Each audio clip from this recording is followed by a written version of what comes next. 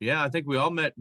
First grade for me. Yeah, that's what I remember. Because, yeah, like I Okay. came to Paris in the middle of kindergarten, like halfway through kindergarten.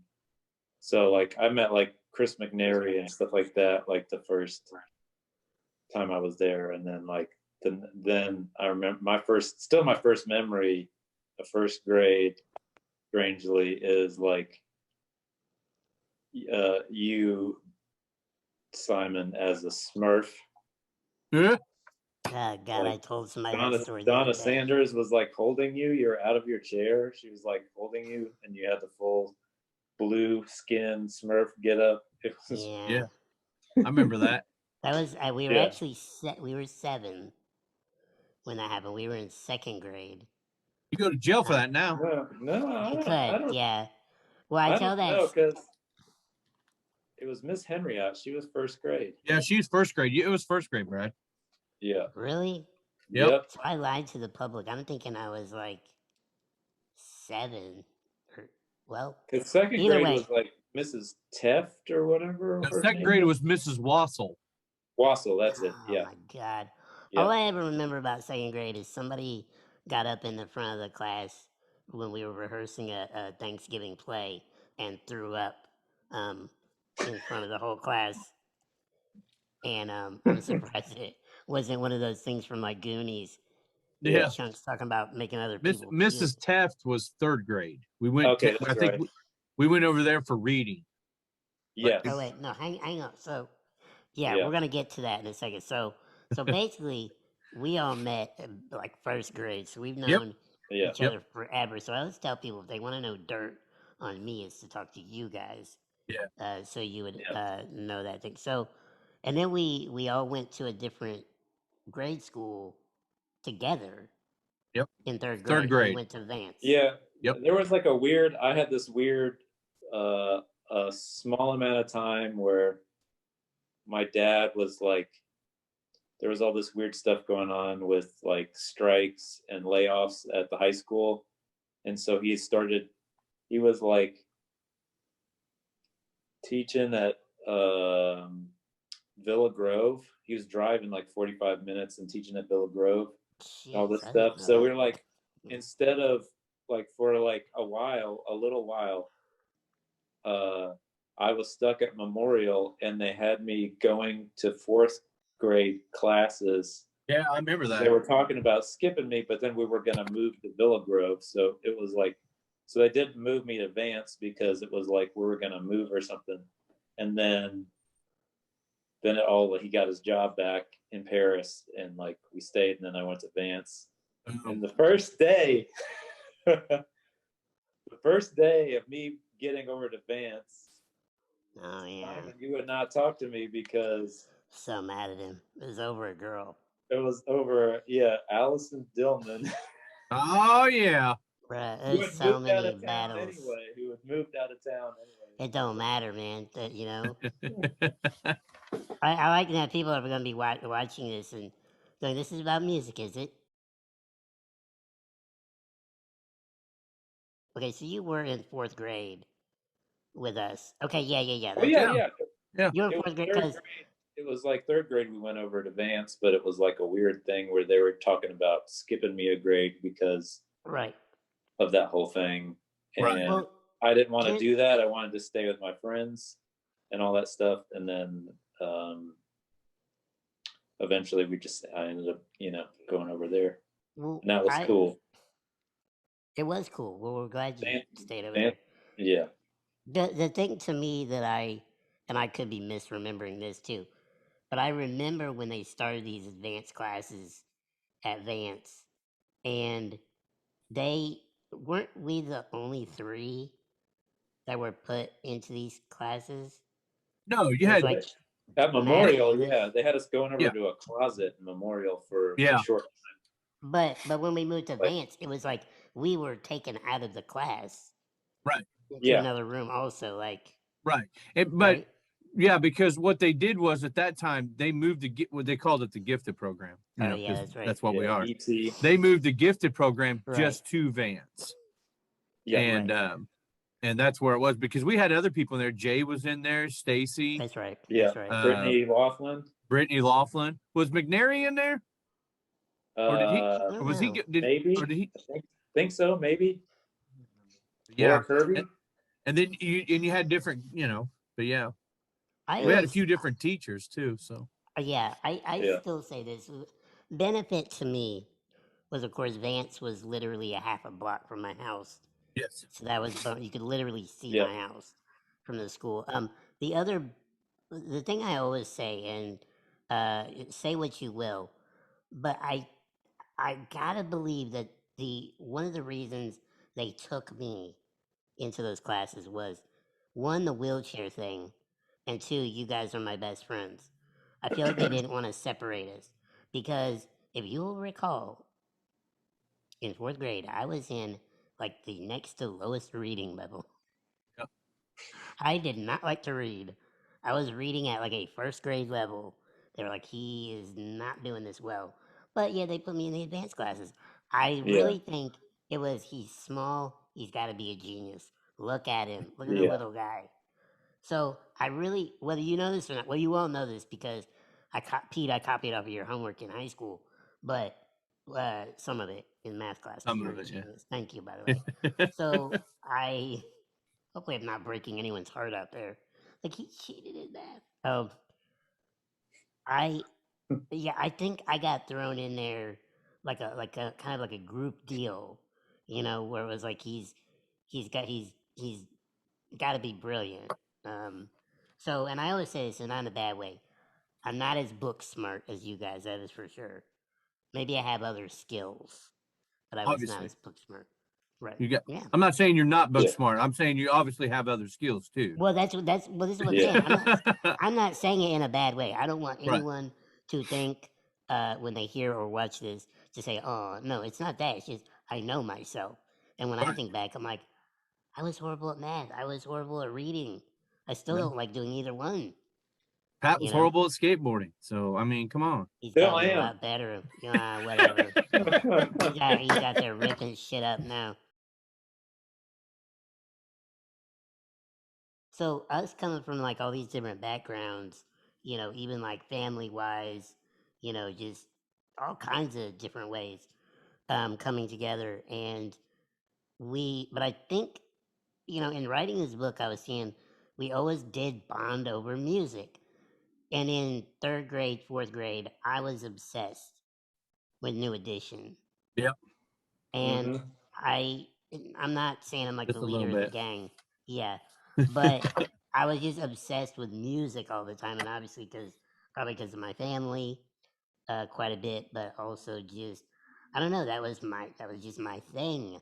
And I just remember wearing out that first New Edition tape when we were like 8 years old, and then in fourth grade, I think the All for Love album came out, and then I was more obsessed with that. And I was kind of, you guys were always at my house, or vice versa. We were always Yeah. listening to music. Under the Blue Moon. Don't forget that one. The Under the Blue Moon. Oh Did yeah. we do?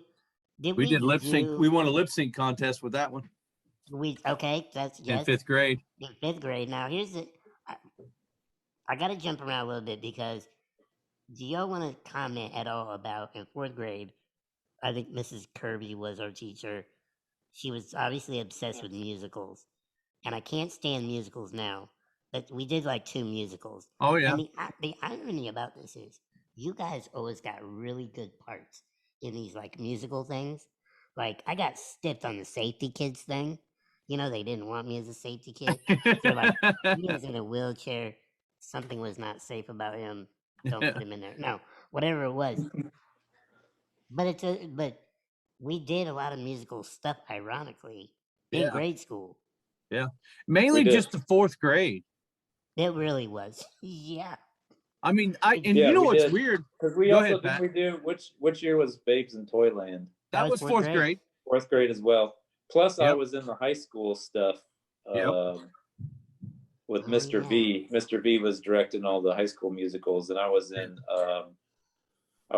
Oliver, and I was in The King and I, Yeah. I remember you Right. being in The King and I. which was hilarious. I just had a tiny thing in both of them, really, but like, like a street urchin, and then like one of the princes.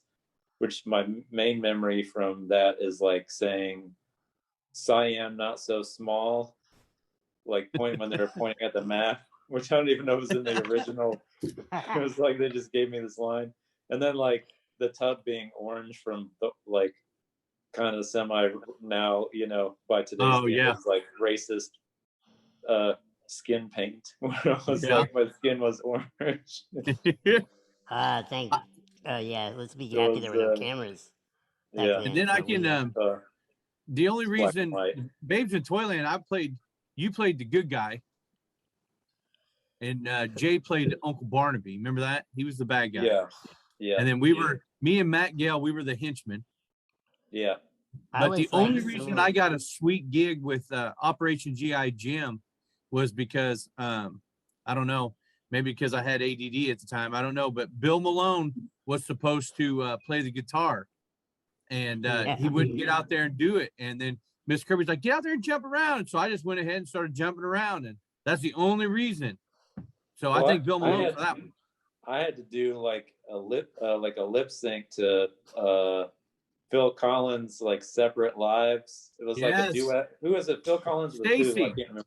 Yeah, it was with Stacy, but I meant like who was the singer? But we had to hold hands. Oh yeah. But it was like awkward. Damn. We had to like 4th grade, we had to like hold hands and like look into each other's eyes and like just kind of like for this whole song. And Miss Kirby's loving it. She's oh yeah. It's like, no, come on, look at her like you're really in. It's cool though, and you don't see camaraderie today. You see what we have. There's people out there that have what we have, but that group. That was like the 4th grade group. You won't find, I don't think, another group like that, because you figure out we wrote that whole play. We came up with every line. We came up with when the song was going to be, and Miss Kirby did help too. But you know what I mean? I mean, look at the group. Look at the people who came out of that grade. And then I'm not knocking the people that came out with this when we went to Mayo and the high school, but I'm talking about that 4th grade class. I mean, it was just definitely everybody went to advance. Yeah, it was like definitely wonder years. For us, like that was good times, like simple times, good times, and that was all the teachers there were great. And but then like you said though, the music there, that's when I think. I don't want to say music took off because, I still like the 50s, 60s type music too, the doo-wops and stuff. But that the 80s music, then you had the 80s rock. You had like the New Edition was coming up, and they were already there. They were just, Yeah. But yeah, that's just what hell, I'm 45 now. We're 45. And I've got it on my Spotify. That's what I listen to, and on Pandora. No, but the new edition I think was the biggest one. We always did some, we listened to Rat. I remember listening to Rat. Yeah, we listened to all that stuff. I think, but it was like, and also like the breakdance stuff. Like Cool Mo D and all this other. I can't remember. We all wanted the parachute pants and yeah. I don't know who did it. For some reason, I think. Do you remember the kid Kevin Sutton? Yes. Is that his name? I think he lives in my neighborhood. I think he was responsible for coming over to my house one time with a cassette. I think he had been to New York. For some reason, I associate this memory with him. But I feel like he had been to New York or the East Coast or something. Came back with his cassette, and it had Run DMC on it. Yeah. And I was like, this is badass. This is so good. And then that led to like Beastie Boys and all these other things. So I think around those years, like, I will say, at least for where we grew up, we had such like an inclusive taste in music, all of us. Because we had a bunch of different people around. Like, we had siblings that were different ages. We had parents. I was raised by my grandparents. So it's like my grandmother would listen to like the Carpenters Yeah. But then she would listen to Lionel Richie or Yeah. Enya. It was like, what the hell? And then, of Now course, my Enya, brother yeah, listened she to loved everything. Enya. Brian got her She turned did. on to Enya bad. Yeah, and then of course my Yeah. grandfather's like, you get in the car with him, it's like Conway Twitty. And you're like, all right, you dig that. It was cool though, like Oh you yeah. liked it, so in so I think music it's interesting. So everything was revolving around music, and then in middle school I think, and as we progressively get older, I think, at least I know I did, and whether I did it intentionally or not, I think we became like a smaller and smaller, tighter unit, the three of Yes. us, in Yeah. a way. And Yeah. in middle school, we did do another lip sync contest, which I think was rather prophetic in a weird way, because even the things we were listening to were not things that people out there listen to. Right. Like we're in the Midwest and people were like, it took me a long time to get into like hair metal and like Poison And or just heavy metal in general. Yeah. right. Yeah. Well, I'll get Yeah. to Metallica later Yeah. because Yeah. they changed my life. But Yeah. no, it really did. Oh yeah. Because but in middle school, I do want to talk about this for a minute. The three of us did a lip sync of "Nightmare on My Street," which Yep. was a Fresh Prince song. Back when I it was died. popular, so you did. Yes. And Pat, Sorry. Pat, Pat was, killed me. I Pat killed you. killed him on stage. We did this in front of the whole middle Yeah. school, which was interesting because I don't really remember being nervous about it. I don't know Yeah. if we were just kind of natural. Did we rehearse that shit? I guess we had to have. A I little think bit. Yeah. I think we did a little bit in your front room, Yeah. or maybe Okay. even in your bedroom. Okay. Yeah. knows? But That it sounds a wasn't. little It weird, wasn't but like. I mean, Yeah. Yeah, but it was kind of choreographed because we did have it set up like, oh, this part of the song, like I remember that. The Yeah. funny, we got. I mean, I hate to have to, but we had to tell the story because I think it's something that would happen today in today's society.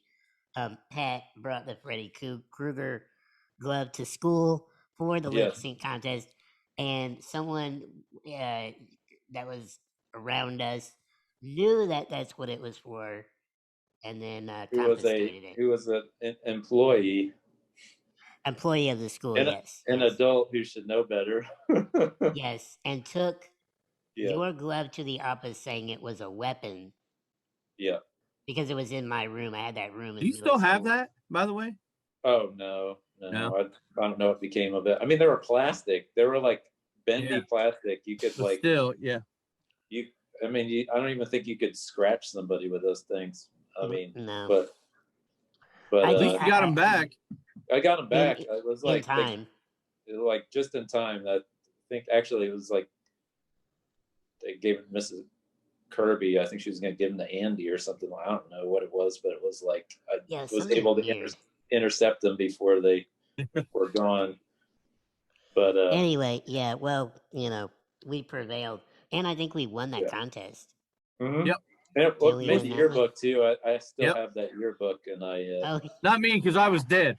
yeah, you were That's dead. right. Sorry. I was dead on the side of the picture. You Yeah. two made it. It's an awesome picture. I It's really just- like it. Should say Yeah, not shown. It's kind of a Pete cool Briseno. like I'm threatening over him. It's pretty. It says Even- funny. in memoriam. Even when Yeah. I hit Puberty. Mr. Hand in Oh. the head with the pie, my I wasn't there. My name was, but I wasn't in it. It was just his face. My 8th grade year. 8th Or grade. our 8th grade year. I Yeah. got a guitar, and that changed a lot of things too. Because then we started kind of jamming, Yes. and Yeah. although if I remember correctly, Pat, okay, so we started setting this stuff up in my bedroom. We had the Yeah. boombox with the condenser mics. Yeah. So we thought, oh, we're gonna record some fucking jams here. We know what we're doing. So we had no drums. We had Get the cassette did tape. you Yeah. Well, we here for everybody out there. Here's what you do when you're broke and you're teenagers. We taped a cassette tape case to a tissue box, Yep. Yep. and we had these little sticks like dowel rods Yep. that we Yeah. play those like drums and just pound on the floor for a kick And drum. you also had like a full can of Diet Pepsi. Yes. Was that like a cowbell? Yeah, it was like some kind of cymbal or cowbell or Yeah. something. You know, Yep. Wait, Right did just you say? anything, anything I that hope you made said anything that made a different sound.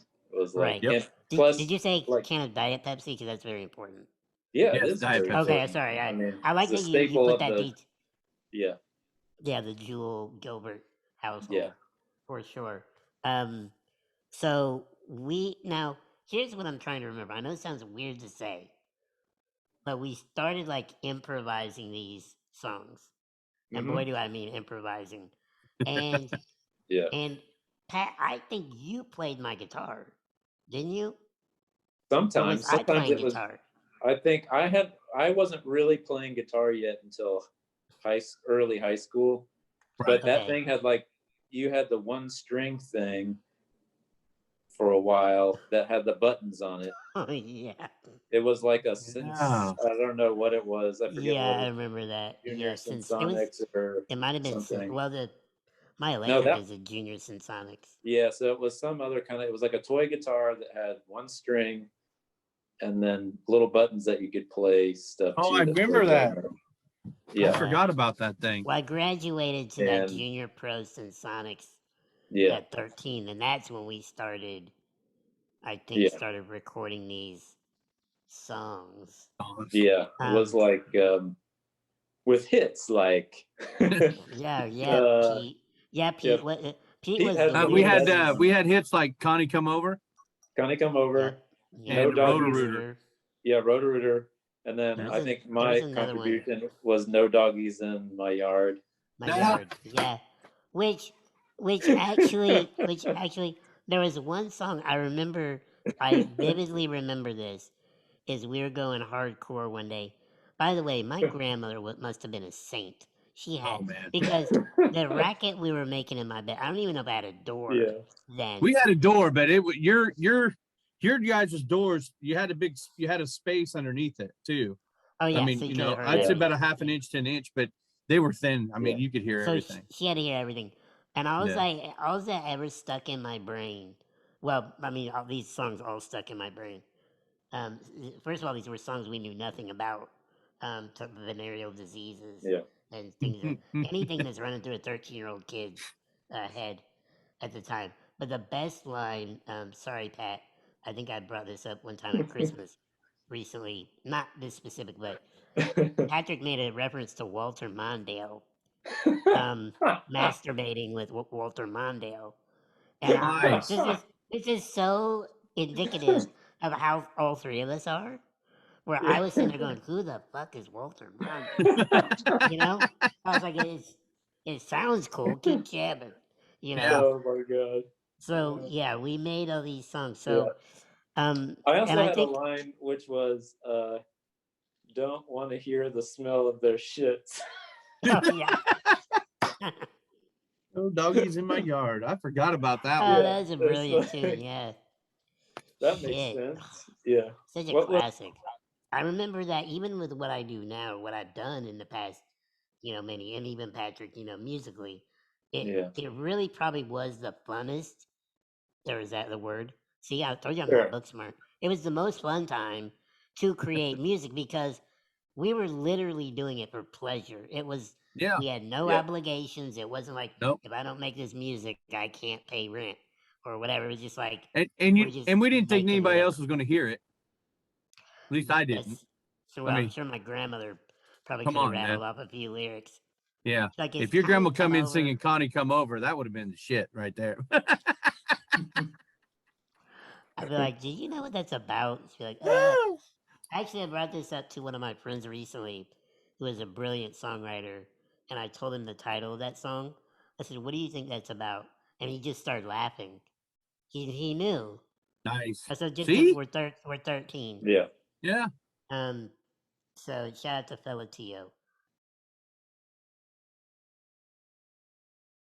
what changed my life, literally, is the reason that we're talking here and me being in Atlanta, is that ironically, when I grew up, I couldn't stand like metal bands. I was like, I don't get it. I don't get it. And then slowly I started going, Every Rose Has Its Thorn. That's a nice guitar solo. Kind of like, Yeah. ooh, Motley Crue. I like Dr. Feelgood. Let's have heavy guitars. And maybe it Yeah. was just getting the aggression of the teen years or something.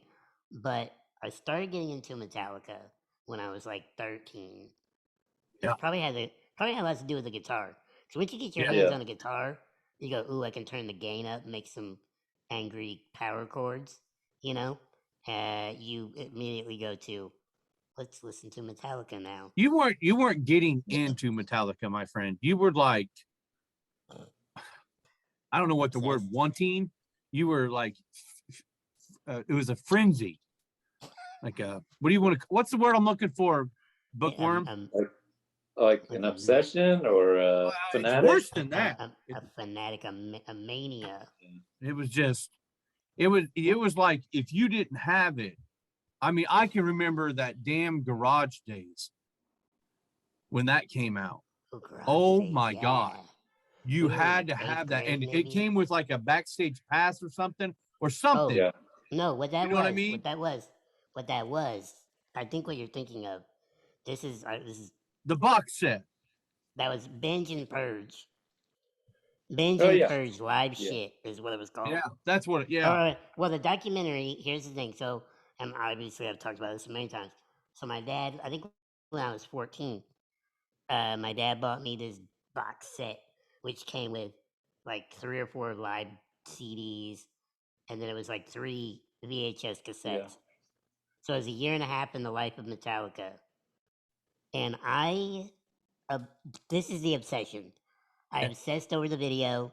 I'd watch it over and over and over Yep. and over. I memorized it. I can put it, it's on YouTube now, by the way. And I watched it about a year ago during the height of the pandemic. And I was reciting Yeah. every word. It's like Yeah. I can say it in my sleep. But I remember, not trying to be all ooh about it. I do remember being obsessed with that and hanging out with you guys. I probably made you guys watch it at least a couple of times. And I was like, that's what I want to do. That right there. Like Yep. that Yep. guy right there, Bob Rock. By the way, not a great thing when you grow up and actually meet another one of your heroes, Steve Lillywhite. And then he says, who did you grow up with? Like, I really like Bob Rock. It's like, wow, thanks. No, I know that's when the recording idea came in. And you guys remember the first 4-track that I bought? What was that? Yep. It was like one of those trade magazines. Daddy's Junkie Music from Boston. Yeah. Yes. And I remember I saved up money. That couldn't have cost what? Maybe $200-300. Something like that. But Y'all that was like remember a when that lot was of a lot money of back money? then. Yeah. I was like, oh my God. I was just Especially thinking about for that. kids our age, man. Yeah. Yeah. Because like you have a paper route or something at best. Yeah. You know, Yeah. And because how old we had to be, like 14 or 15 before you could get Yep. The like paper a route. job. Oh, Yeah. to get the job, yeah, 15. Like You gotta be work at 15, yeah. Flip Burgers or whatever. Yeah. I was working at Laser Set Go. Yeah. Yeah. At 14. I think we all did some work over there at some point. Yeah. So at some point, yeah, I was over there later, I think. Shout out to Dave and Kathy Yeah. for that underage labor Collating. collating for cash. Right. So I remember getting that first recording system, which was really janky and it didn't really work very well, and it was a 4-track Fostex. Yeah. And then I don't think maybe I had that a year, and we kind of diddled with that. But what really did it, and I didn't recall this until I was writing this book. Do you remember there was a bank on the square? It was on the northeast Citizens? corner of the square. Oh, Was it?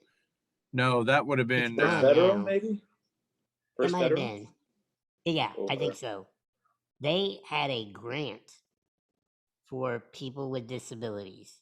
That was Citizens. Was Okay. it? Yeah, because I used to get pissed. Yeah, because I was Yeah. getting free money. I got Because free. I'd always tell my mom, I want a computer, and don't get mad at me. I mean, nobody could get mad at me, but I'm mad at you. I knew what was going on. I knew you guys could get extra money. I knew that. Yeah, yeah. But I'd always ask mom, I was like, hey, maybe if I go out and break my leg, maybe I can get a new computer. She goes, son, it don't work like that. I would have vouched for you. I would Oh, have got you a yeah, computer. but no, Citizens used to, Citizens gave you guys the grants. I don't know if they did it, but that's where you guys would get them from. I think it must have just been people that had money, Yeah. and they just were like, hey, if people. So I remember I had to write a letter. Yep. I would love to read this letter that I wrote. I don't know what I said in it, but I remember I had to write a letter and say why I really wanted to get this recording equipment. And we ended up getting, it's weird that I just said we, because I feel like it was for all of us. But if you remember, I got a brand new Ostex 4-track, Yep. which was sick, and still didn't know how to run it right. But Yeah. it had like the actual digital counter. So like we're moving up in the world. And it was all around the same time all these things were happening. Pat, you were way better at guitar already than me at this point. You lapsed me in about a year because you have dedication to it. I could throw down My- some chords. I did enough My to get secret by. strategy was to like finish my homework after school and then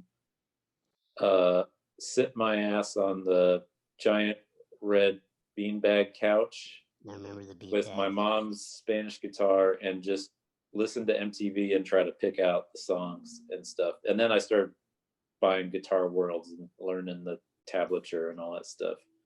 And so it was just like learning. I think I learned fast because there was like stuff I wanted to learn, like Nirvana or Chili Peppers, or I actually did around that time. This is kind of funny thing about it now, but like we had a church talent show and I did Nothing Else Matters on acoustic guitar for the church talent show. That's a beautiful song. That's brilliant. No, it is. Like everybody's like, that's amazing, but I don't know if like, especially the old church ladies, I don't think any of them knew it was like, that's a Metallica song. It's a really good song. It's a beautiful song.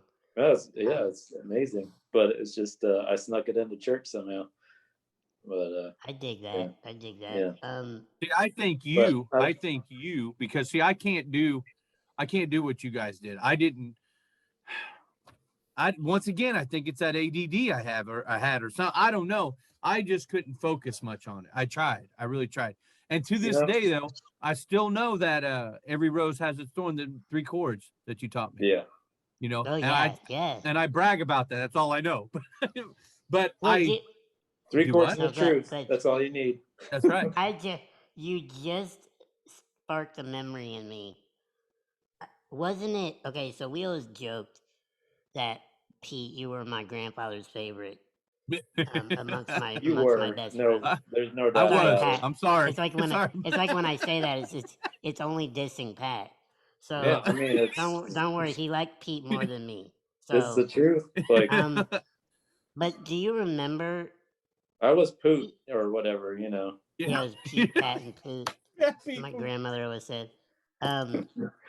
Didn't my grandfather get you a guitar? Yeah, he did. Like a used guitar. Yeah, but he got you a guitar. One. Yeah. I remember that. That just dawned on me because I remember when you were trying to learn. Yeah, and you were learning. I didn't focus enough. Well, here's the thing, because I mean, this will all come back around, but I think everyone's creative in their own different kind of ways, and I think even when we were young, I think your creativity is more of a spontaneous creativity. You know what I mean? And not that there's always spontaneity in creativity, but the beauty of it is yours isn't like funneled and structured like the way Pat and I have had to be Right. At Yeah. times, we're not always. But when you're producing a record, it's kind of got to have this sound, and you kind of got to know what fits. And I'm not saying Right. you don't, but I'm Yeah. saying you're not bound by these Right. things. Plus, you're becoming a fucking painter now, which is No. driving me insane. He's like, I'm gonna. Yes, you I'm are. going to a You're going to an awesome, art show. Peter Thanks. Ross. I didn't play the music, but what I Yeah. got to do was sit back and listen to everything that you guys were listening to learn the music to play. And that's where I think I got my taste, because like I said, like you said, we grew up with New Edition. New Edition was like our bread and butter, man. We could, we recite it in our sleep, but then you broke into the 80s rock. Then you had the Metallica, the Beastie Boys came. I would have never listened to them, probably. But then you guys started into that and you were starting to do that. And I'm like, okay, now I kind of like heavy metal, not a lot, but there's some out there. But Pete's then still that's where I popping think that popping on CC Rider on the weekends. The Elvis classic. Elvis classic, Aloha from Hawaii, baby. Sorry, I interrupted you. Go ahead. No, that's where I myself found music, was through you guys, as far as the appreciation for it. You know what I mean? Yeah. Because I would have never. I don't honestly think that Peter Briseno would have never sat down and listened to Beastie Boys by himself, or something along that, or even Metallica at that time. There was no way. Are you kidding me? No way, man. There was too many love songs coming out, Yeah. So, and then Metallica came along, and I was like, oh, great, Metallica, and then I was like, oh, okay, all right, Master of Puppets. Oh man. Oh, come on, classic. Well, what I think I was doing wrongfully when I was young was, this is a stereotype, but when you're young, at least where we grew up, I was saying, well, Metallica, like certain people listen at like angry people. But then when I was listening to it, I was like, it's some very deep, very insightful music. Yes. I think you get interest in, if you don't start getting kind of introspective in those years, and I think we all do and did.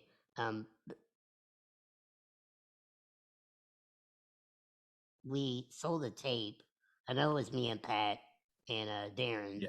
Yep. But we did the Fat Kid Angst tape in high school. And I remember we sold those things in high school. Yep. And just the fact that we sold tapes, and we actually sold all of the ones we printed. Yep. Which was kind of miraculous. But there were so many, the music was not that. Pat's was a fucking beacon of mastery on there. Oh God, So no, thank you. no. For that time, trust me, it was. Oh, I didn't mention my dad had bought me that drum machine. Yeah. Because if you guys remember, I went from, remember when I had the Sensonics drums? Yes. The pads? Yes. I had the pads. Because I remember I used to play along with records with that thing, and I had the little hi-hat pedal and the kick pedal. Like, that shit was pretty advanced from back in the day. I give that's all the credit into that is why I was good on the drum machine. Because remember, I would never program it. Yep. I just wanted to play it by hand. So, so my dad bought me that too. So which was very kind of him. Luckily, he wouldn't let me pay for that because that would have been another $300 I didn't have. True that. But then, so we sold this tape in high school, which was interesting. I don't really ever remember anyone riding down the street playing Death and Destruction in their, Camaro. Going to college, Pete, you and I were roommates the first year. One thing I hadn't thought about in a long time is that I sold. Do you remember me making tapes in college? I don't know if you remember this. So I was making instrumental music. This is weird because I've actually done this in my adulthood, and even some of the instrumentals gotten in TV shows and stuff. But back then, I was making these poppy, melodic, probably Smashing Pumpkins sounding instrumentals, and I was a hustler. And I went to the campus record store, if you'll remember, and I Well, talked to them. I said, if I make a cassette, will you guys sell them? So yeah, we'll do it on consignment. I'm like, okay, whatever that is. So I made maybe 10 copies, sold all 10 copies. I don't think I made any more. I just remember people would see me in the commons and they're like, "Oh, hey, you're the guy. Like, we got you got your cassette." And I remember when I started getting mad because two of the people that recognized me from it said, "Yeah, me and my girlfriend make out to it." I was like, "Son Yeah. of a bitch, I'm the single one. I made that shit." Anyway, they needed Connie come over. That's what they needed. Yeah. well, see, Yeah. that's what might have been missing. Put that cut on there. Everybody wins. So then that was our freshman year. So Yeah. then Pat, this is relevant actually to this day Yeah. because Pat and I were roommates for the summer and between freshman and sophomore year of college, and we started a band. And I don't know if you saw it, Pete, but on Instagram, one of our mutual friends, me and Pat's mutual friends, she posts these questions on Instagram. She's like, if you started a punk band, what would you call it? So Pat was like, oh shit, what did you say? Tell him what you said. Oh, I said when we were like 18 or 19, Simon and I started a very short-lived pop punk band called Julius Seizure. And we had one gig opening for my brother's band, the Vibe Tribe, at a sports bar, Ted's Sports Bar in Charleston. Yeah, dog. And we just had a drum machine and actually his 4-track with like because we both played guitar, and then we would like record bass lines or whatever, like fake bass lines or borrowed bass, and record all those parts and the drum parts, and then we just had our set list on a tape. And we were the other Ween. Yeah, we were. You guys like remember that band Ween from the 90s? Yeah. So So two guys in a drum machine. Yeah, we did like here our set. It was mostly covers. We had we had a couple. We had written a handful of songs that were. Yeah. I can't say we're like Grammy worthy. No. But you never know. Yeah, we did a cover of like Ramones. Somebody put something in my drink. In the Garage, Weezer. Did a Pennywise song. Smashing Pumpkins. Even Weezer. There's another one. I would have never, ever listened to Weezer. I can tell you that for a fact. I know. Because I turned more to the country during the, there's 80s rock, 90s country. So that's what, so that 90s country, I'm your guy. But the Weezer, I would have never listened to it. I mean, I get that from you guys. I don't got, there you go, Pat. I don't have that the music like you guys have. I just couldn't, I couldn't hone in on that, but I got a lot from it. I'll tell you that much. Okay. We were really into skateboard culture when we were young, and one of my favorite bands of all time is Pennywise, which is basically skate punk.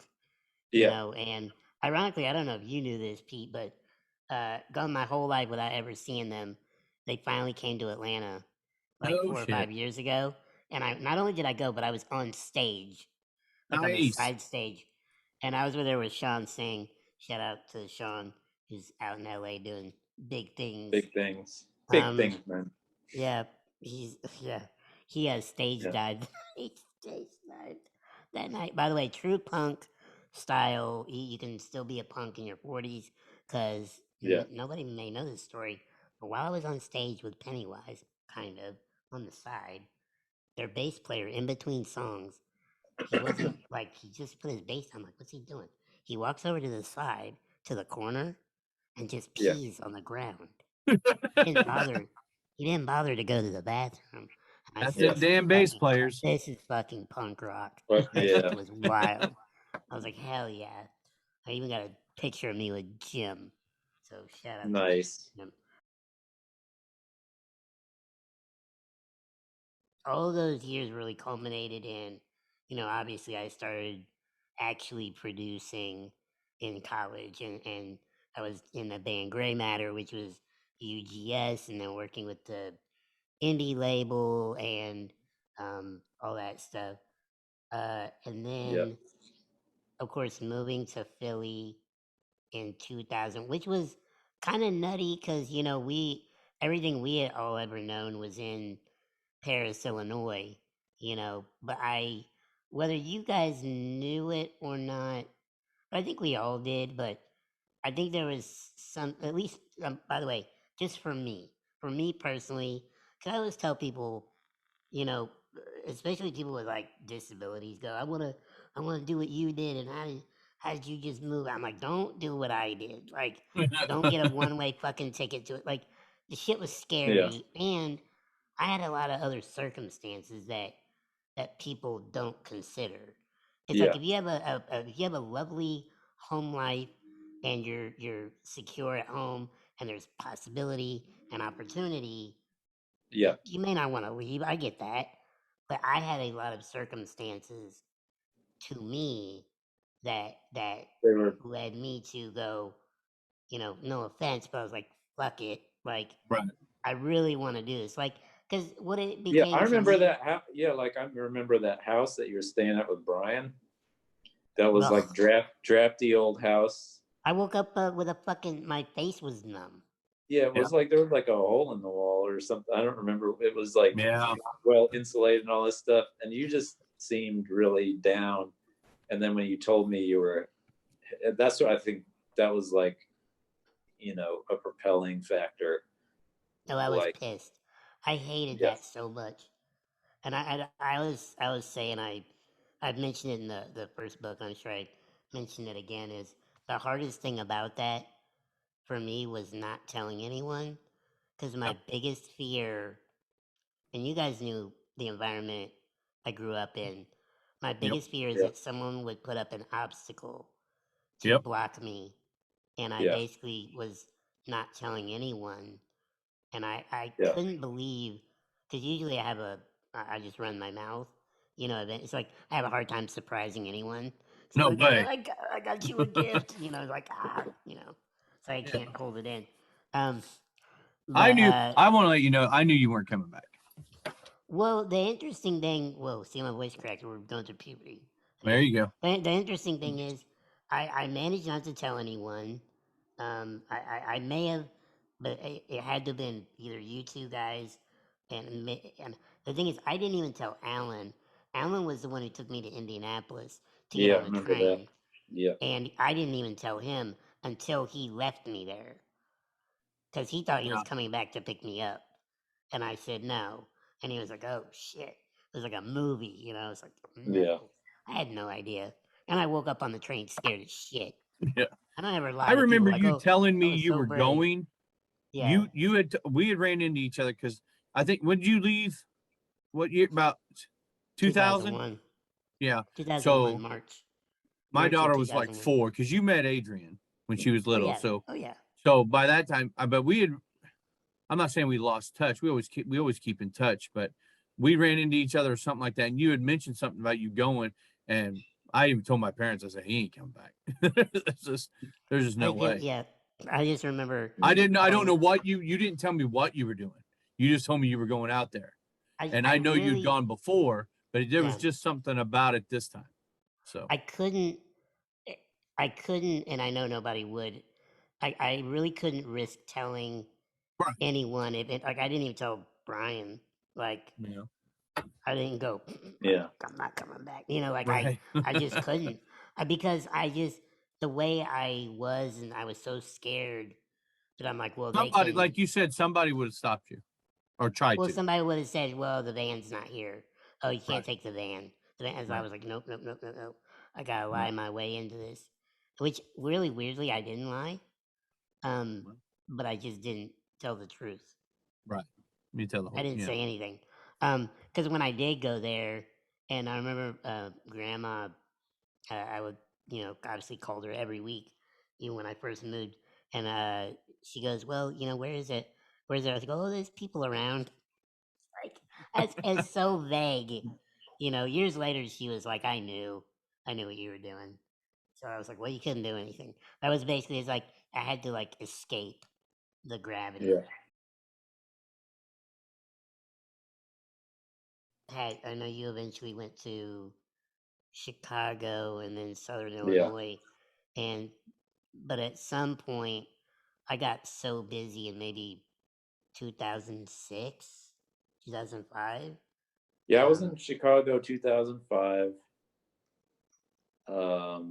I sort of escaped the gravity of Carbondale too, in a different way, and then I was in Chicago enjoying big city life, and yeah, you just with no real plan yet. I was just like living kind of close to Wrigley and having fun, and you're like, I'm getting busy, That's and exactly what I did. I got my first like legit computer for recording at that time too, and so it was sort of perfect timing.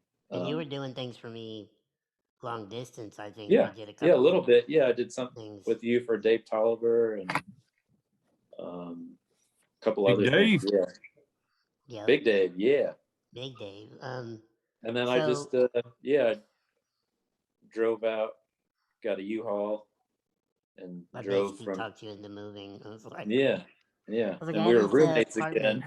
again. We were, and I was like, let's Yeah, be roommates again. And I can't work on all this stuff by myself. This is when I became a real producer, because the thing about it, is knowing your weakness is the greatest thing. Even as any kind of person, if you're a yeah, boss of a department, you know, you got to know what your employees are good at. And I don't mean to like say you're an employee, but I'm just saying when you're in the position of producing, yeah. No, it's know like people it's that a are better. supervisory. It's Yeah. like you're like the conductor role, Right. and it's And always good to know what you can't do, and all the I good producers, you included, know when to call in people. yeah, yeah. Yeah, And and not this is gonna really sound cheesy and sappy and sentimental, but I will say that, Pat, when you moved to Philly, and because all these things were happening at once, and all the Miami Ink stuff, and like the people I was working with and hanging out with, yeah. and Patty LaBelle kissing me at a baseball game, you know, Well, I was there. I can that verify this. I do have to admit, I don't mean this to be sappy, or well, I mean it kind of is, but dude, Pete, you like, you know, it would have been great to have you there, because yeah. probably the comic relief. Oh, we could have set up shop at Gamble and Huff with musical legends, and Pete's like, I got this song called "Connie Come Over," Mr. Only Gamble's got like, all maybe right, 2 lines in it, but it'll sell. That's I right. promise you. Mr. Gamble would pull up to the piano and be like, or actually Mr. Huff, more Yeah, like that's he'd be right. like, Pete, can you run that from the first verse again? Start No, that's running some it. chords, and it's like, oh, That's all that's you it, Yeah, get. brilliant.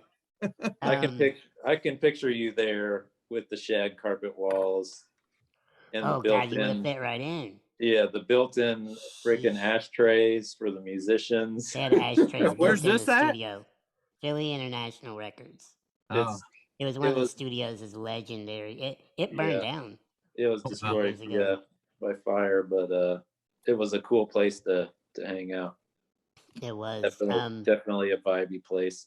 We got to meet a whole bunch of famous people, and this is where I have to say, like how, to be sappy again, like how much you calling me out there has affected my life, and because like I'm like, we're there just a couple of small town boys in a room with the Barry Gordy, the founder of oh, Motown, and Yeah.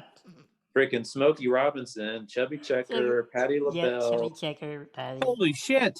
That and then a bunch of contemporary, and like the Gerald, dude from uh let's see, wasn't the guy from Stax Records was there, Chess Records.